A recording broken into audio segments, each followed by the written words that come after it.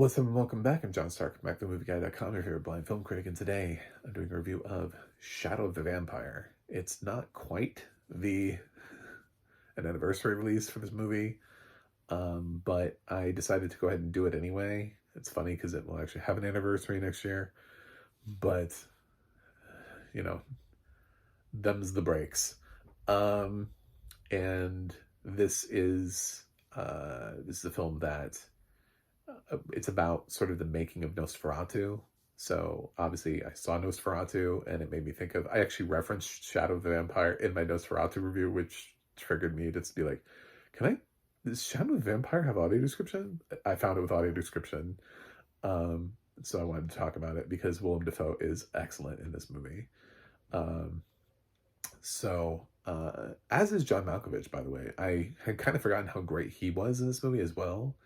And he's really fantastic. The two of them definitely should have both been nominated. Instead of the focus just kind of ending up on Dafoe, who obviously does a great job playing Count Orlok. And there's this, whole thing that sort of runs through the film of, is it real? Is he real?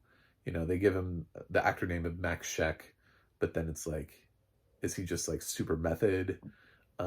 There's that kind of thing. This movie is pretty short. It's under 90 minutes, so you can kind of knock it out pretty quickly.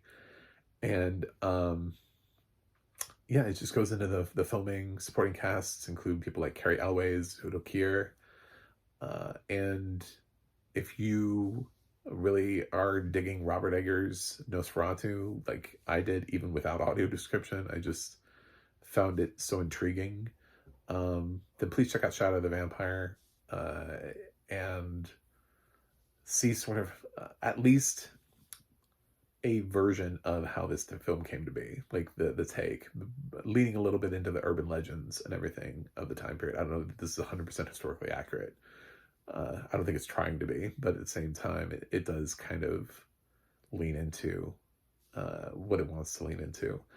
It's not really horror, although it has some elements to it, so you can understand sort of like why maybe Oscars in 2001 would have been have an aversion to it, but at the same time, it doesn't.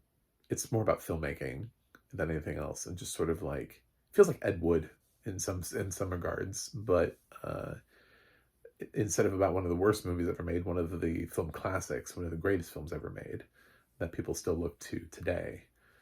And obviously Robert Eggers has decided to remake with bombastic vision. So yeah, I just wanted to get that out there. There's not really much to talk about if you've seen. This is really just to complement my review of Nosferatu.